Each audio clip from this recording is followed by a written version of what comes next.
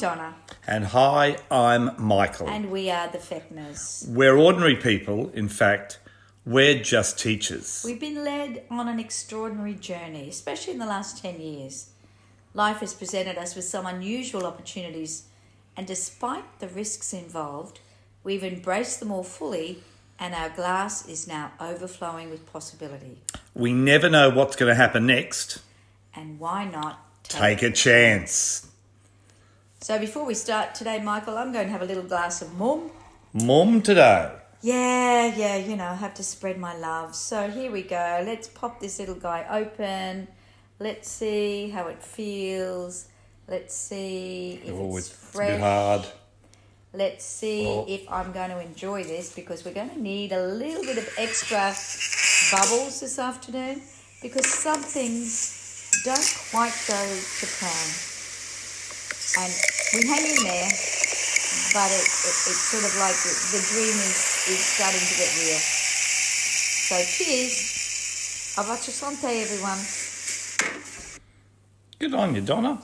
Thanks. I hope you enjoy that. I will. I can smell it. The bouquet. Oh, there's no smell. It's just the There bubbles is. splashing It's in your bouquet. nose. Now, Donna, last time we talked with the lovely people out there, we'd got ourselves into a situation where, after Ryan and Jill had been married in the beautiful Champagne region of France, we had an opportunity that was too hard to turn down. We had the chance to run a chateau in Champagne for a period of 5 years. We had a contract and everything was looking great. We came home, we got rid of the car, we got rid of the cat, we packed up everything. We packed up everything. And we're all set to go. We dumped our jobs because we believed that this was something we couldn't say no to. And our love for France sort of pushed us forward with that.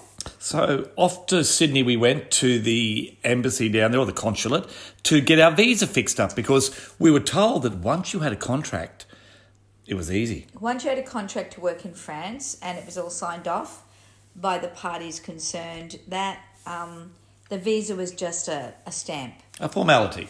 But that wasn't the case. We arrived in Sydney at the consulate and went in with a big dossier. Well, we paid for insurance for 5 years. We'd paid return airfares. We'd paid all the things that we thought we needed to pay. And so everything, according to us, was ticked off. So we arrived at the consulate, and this young French lady was a little sceptical, to say the least, when we arrived, and started asking some difficult questions.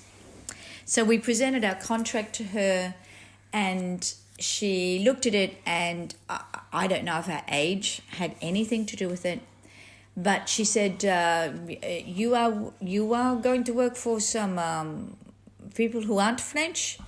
No, it's an English lady and a Dutch husband.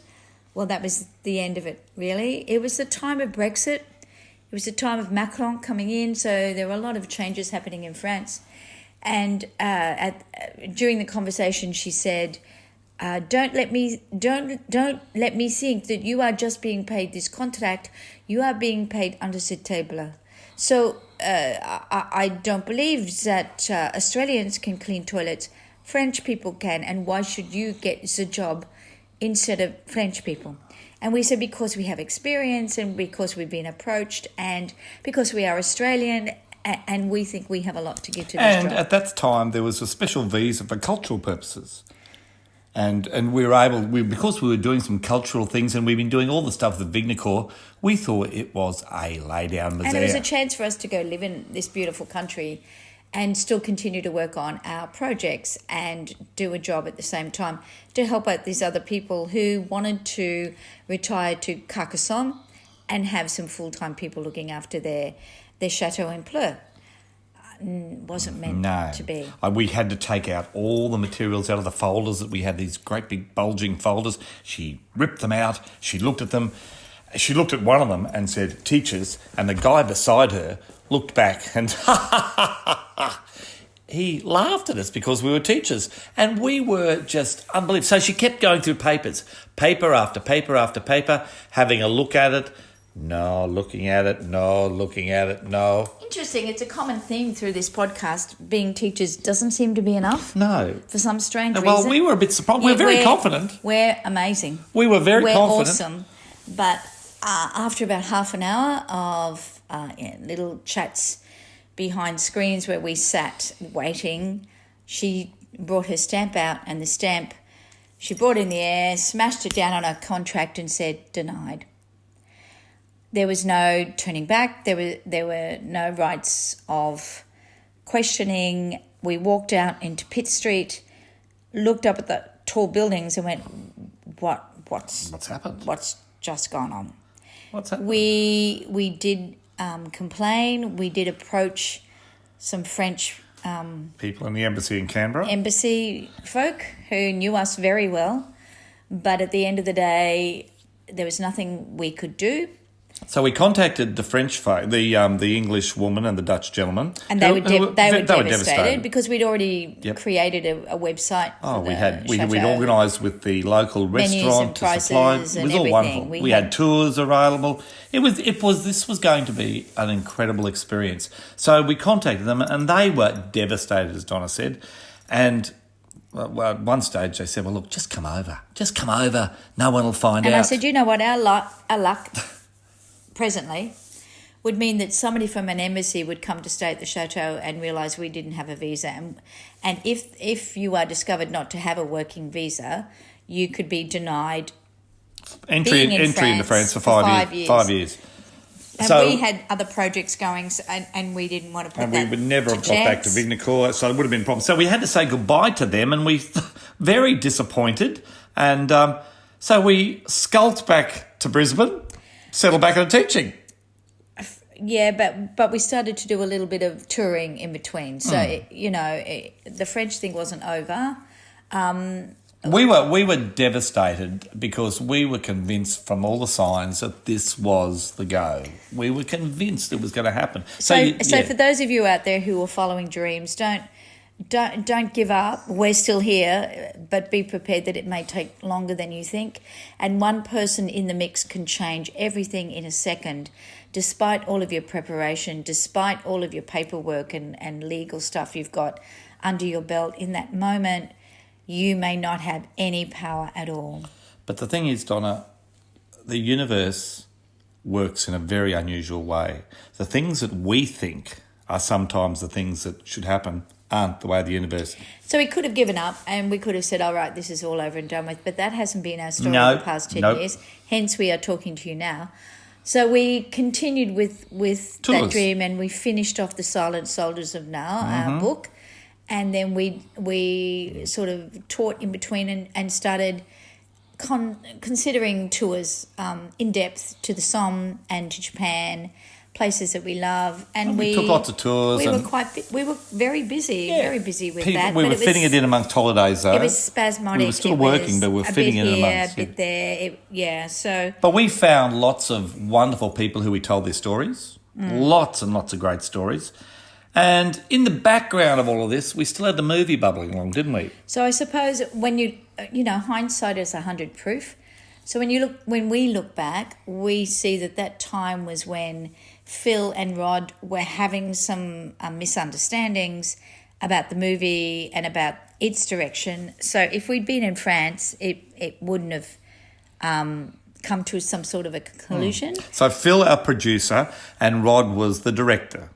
And so they were working. Phil had found an American company to act as distributors, and some of the details were a bit hazy, and Rod wasn't convinced that it was the right direction. And so there was some differences that they had over the way things were being done. Now, for those of you not in the industry, producers are normally the people who look after getting all the dots lined up and the T's crossed and making sure that the finance and all that stuff is done. And because we're not in the industry, we were very ready to leave it up to Phil and just thought that, things would eventually work out, but they didn't. And directors are the creatives. Yeah. So Phil and Rod had some sort of a major disagreement, and we had a read-through down in St Kilda with a bunch of wonderful actors, Mark Cole-Smith, as Jimmy, amazing. Rod had pulled together. And Shirley and Rod led that session, but we paid for coffees and food afterwards. We did. It was amazing to see the professionals in action and to hear our words out in the open and to hear actors actually talk about the characters and just talking from the off the cuff. So it was special. And it was a major casting company that had set it up with Rod. And for us, we looked at this and thought, wow, this is going places, well and truly. But one problem was Phil didn't go to it. So we had the money, we had some interested actors, we had the script, we had an international director, and we had an Australian producer, but it wasn't what it seemed. The cracks widened, and we had to get an entertainment lawyer involved, which was, we've learned so many different jobs, like your line producers now, entertainment or lawyers who charge quite significantly per minute. Got involved and tried to help us reach a middle line between Phil and Rod, but it didn't happen. And we got to the situation where we had to choose. We had two really committed people, but being able to agree and work with one another just wasn't working. And it was really hard for us because we loved Phil and Phil had been so supportive of the project. But we thought that maybe Rod had more connections and more of a chance to make this project be heard by overseas people as well as Australian people. So we chose Rod. So off I went to Marina Mirage again one afternoon, had a big in-depth discussion with Phil, who really understood. He understood where things were going, but he said, basically they needed to be on the same page and they weren't. But, Donna, where we've come from, it's also very evident in the industry that quite often this happens.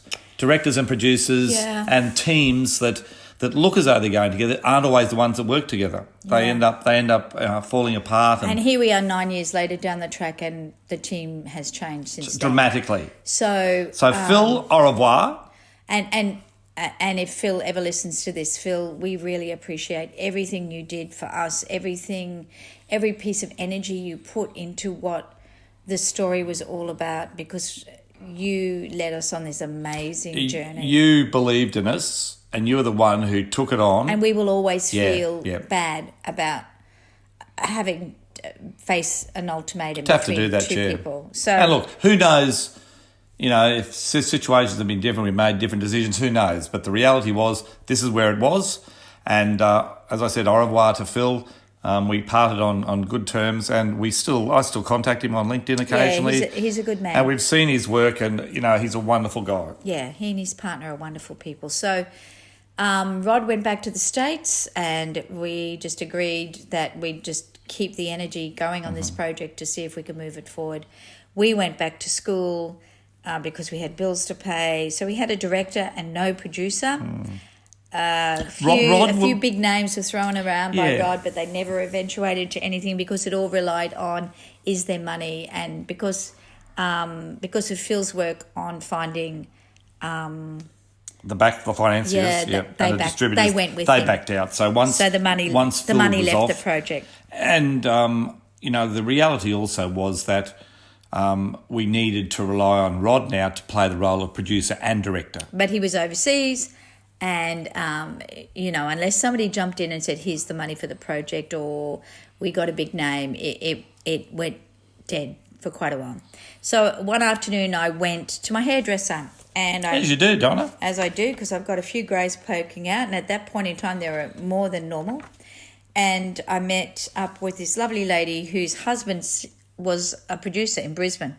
They had a production company here, and they were doing lots of little projects. So I thought, here's synchronicity again. It's happening again. We're just about to put this to rest. And it had dropped on the doorstep. Here it pops up again. So we had a little time with this lovely man, and met him at the hotel in Nunda, and then met him at the Albion Hotel in Brisbane. We had quite a few discussions of a Wednesday or Thursday afternoon. We'd have a few drinks, which we'd pay for, and then we started talking about the possibilities. Yeah, so we had a few meetings with this particular man, and he was fantastic. And then six meetings into it, he said, "Why don't you make a TV Stan production or instead Netflix of a movie?" And at that point, nothing else was happening. So I rewrote the script in the genre of a TV series, a 6-part TV series, thinking that this is where we're supposed to go. And when Rod heard about this, he was upset. He was upset. And the other thing was too, Donna, remember, Rod was very conscious of the script being important, wasn't he? It was because this had been a discussion we'd had previously also. Phil was looking for actors. We needed names. Rod was a bit concentrated on the screenplay, the script. So there was a divide there that had to be sorted. But all of a sudden, we had these guys that had come up with this other idea. And Rod wasn't overly happy that we hadn't spoken to him. It wasn't unusual that you get a new person in the picture and they want to spin their creative ideas into it. So this particular man suggested the TV series and then said, look, let's not focus on them being soldiers. Let's just have a picture of a soldier on a mantelpiece and let's talk about the other things that were going on. And that's when red flags flew in the air for me. And I said, no, this is about the soldiers. This is about the photographs and the Tuileries. This is not about just a picture on a mantelpiece. So we said goodbye to the Brisbane producer. But remember, again, we'd always said that Vignecourt and the story was the hero of the whole thing. That was being taken away completely, as you said, wasn't it? Yeah, and that just happened over a glass of wine and in a few seconds when another producer was brought in. And lovely guys, but it wasn't the direction we wanted to take this project. But remember, it was also probably one of the very few times that we've actually made a very, very distinct decision.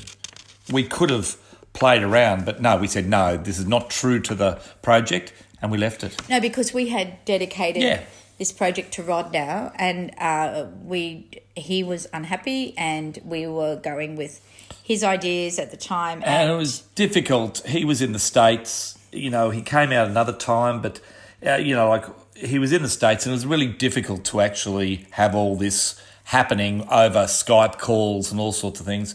And we were still working hard, teaching and doing the other things we had to do. So it really did start to go downhill, didn't it? Well, I was ready to give up, and I have to give it to you. You are the man whose glass is always overflowing, hence we're 9 years into this. I just thought, though, Donna, we've been far too far. We'd had too many signs. And as we said at the beginning, all of these people have all given us direction to where we're going. And I suppose at that time we actually said, you know what? No, we want this story to be about the Tuileries. We want this story to be involved with Vignecourt. We don't want a TV show. We want the original idea. So we stuck to it. And in 2019, Rod came across an Australian producer called David Lightfoot. Now, David had been the producer of Babe and Wolf Creek, so had a great reputation here in Australia. And we got excited again. And Rod was excited again. He was someone who had credits. He was and we thought, like Phil, Rod was very passionate about what this was going to do. And David was also a military person, wasn't he? Well, and this is when things changed. So David was military, had an amazing military career. An incredible story. And an amazing film career. And all of a sudden, I had somebody who would ring me at 2 a.m. and say, I'm thinking about your character, Jimmy. Jimmy would never have done that in the military. That's not allowed. And I was always aware that, yes, I was just a teacher. And what do I know about military? So David taught me so much about what was acceptable, because I want this movie to be legitimate for military people too. I want them to sit in the cinema or watch it on television, however it finally gets presented, and say, wow, that's how we operate. It's correct, yeah. Because we knew that... Because I didn't want to be painted a fool, because I had been a lot, because I'm just a teacher. So I will always be indebted to my beautiful man, David, who was so passionate. And eventually, towards the end of the whole time, he actually became Bill, the main character in the story. And there were so many changes. The script was completely changed. Shirley's work was deleted. Shirley had fulfilled her contract, and we had we had a final draft from her, so she'd fulfilled her contract. So we kept some things of Shirley, and then Phil said, put this in, Yep. put this in, put this in. This makes sense. Now the other thing too was, Donna, David had almost taken on a directorial role because I think he'd crossed over. Look, he in the had role. so many connections His here in Australia, experiences, yeah. and Rod was still in LA. He'd been involved heavily in the South Australian film industry. His father had been involved. He developed some of the first studio there. David is an absolute he was a lighthouse in the Australian film industry through his work. Yeah. And I think, as I said, he started to take on this persona, and as Donna said, he became this soldier of 100 years before, and his experience was the same, and he showed that. And through I know Rod. David suffered PTSD from his experiences in Cambodia and such when he was 19. So the script changed and it became real. And like I said, 2 a.m. phone calls with David crying and saying, this is what I experienced. That these boys, Donna, what do I know? What do I know as a Catholic school teacher about after men have been having to kill a number of people in their job as a soldier? How do I know what they feel or what happens in their brains afterwards? So David shared all of that with me, and I will be forever thankful to David Lightfoot. Forever. And I have dedicated this particular script to you, David. And, he knew all the ins and outs, so that as we went page by page through the screenplay, Donnie, with him, you were able to make it so real, and the improvements were just dramatic. Even though we'd had a lot of people play with this screenplay, it was David who was able to make that what it was today. And look, but the really sad part is we never got to meet the man because we were constantly on the phone with him, and then he was South Australia. He was South Australia. We were here, and then Melbourne, and it was during COVID. And COVID arrived, so we're separated apart, and we get to I think 2000 and this is 2019, and we get to 2020, and it's Cannes. It's Cannes. No, I think 2019 was Cannes. 2019 was Cannes. So David took the idea of the movie to Cannes. He took it. He had an altercation with some fellows in Cannes and ended up in hospital. But people loved the movie over there. Yeah, they did. There was a positive response, and we thought, oh my God, okay, Cannes has listened to this, because David was gung-ho. He was so But again, here we were. devoted. We had a director, we had a producer who actually took our project to Cannes, to the major movie place in the world. In France. To the place where it was set. So David was really excited about the response that he got. He came home. Was still unwell and had to go into hospital again. But mind you, he was still so passionate about things, talking to Donna over this and everything. Yeah. But he went into hospital, and we had a phone call one day that he'd walked out of the hospital after being checked out and had been hit by a bus. So... Oh, my God. How, what? This is a movie in itself, Donna. And look... It is a movie in itself. And this is why we're telling you this story. We cannot believe the ups and the downs and the ins and the outs that we've gone through to get this story up on the screen. And I tell you, for all of you who are listening, when it's up on that screen, we are sharing more than a glass of mum. We are doing bottles. There's some other stories we will tell then as well. So David was my hero, and he was unwell then. So I don't we think had to give him some time to rest and recuperate. I don't think he ever recovered. The event in Cannes, he'd had such a positive result from our movie with people over there, but they did say, you need someone. You need someone. You need a name, or where's the money? So David was here in Australia, and Rod came back to visit his family, and David and Rod didn't meet. Something happened, and we weren't privy to that, and we won't even surmise what occurred. But David and Rod never met, and we were at crossroads again. Who do we choose? Do we choose David, or do we choose Rod? And the same thing was occurring again. Then COVID hits. We had fallings out between, and again it was creative differences. And I think, David and Rod were both trying to be creatives. David was certainly, he had his contacts, he was doing things. Rod was trying, but I actually wonder whether Rod had felt that, it had sort of beaten him a little bit. Yeah, he was probably exhausted by it because we were exhausted by it. So. And again, he'd put a lot of time and effort into this. Absolutely. And yeah.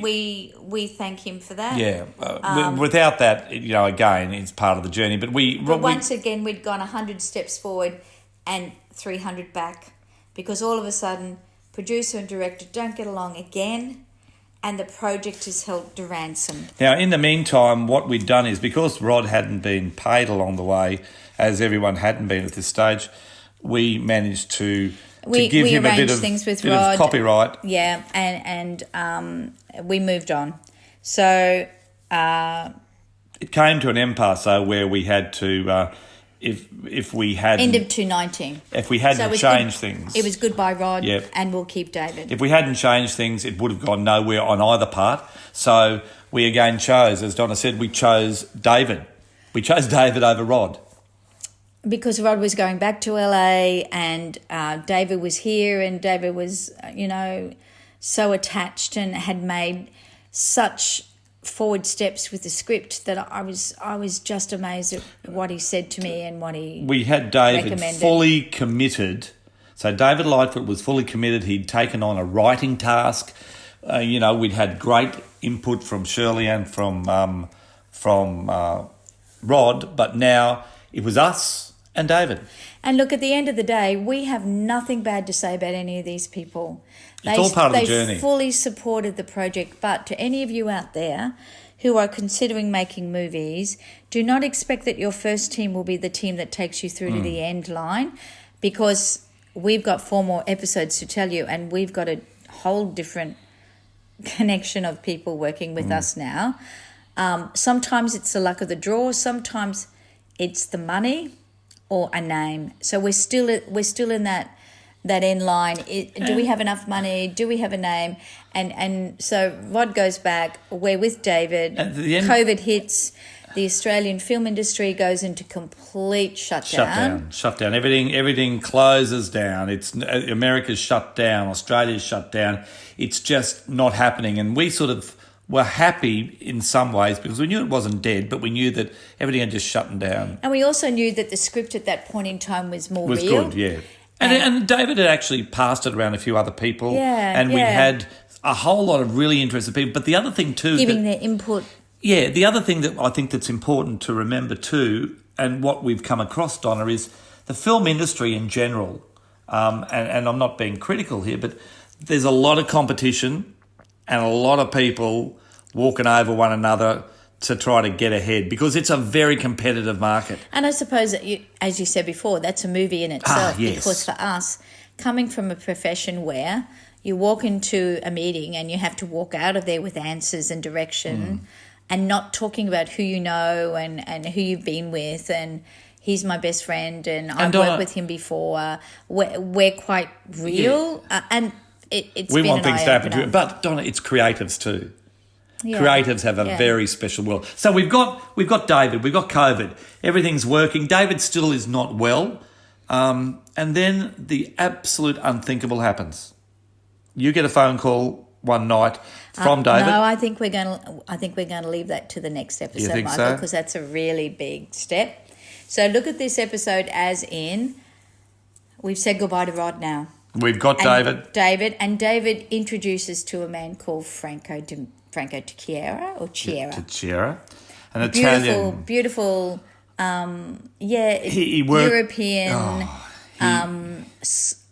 creative guy who wants to be the new director. I think David had done a little bit of work with him, but Franco had worked for SBS. He'd worked with a few other different pieces. WA. Franco loved the script. He loved the script. And Franco was very pragmatic with the editing of the script. Yes. Too many words, Donna, cut it back. You don't need to say that much. You just need one line. So he taught me a lot.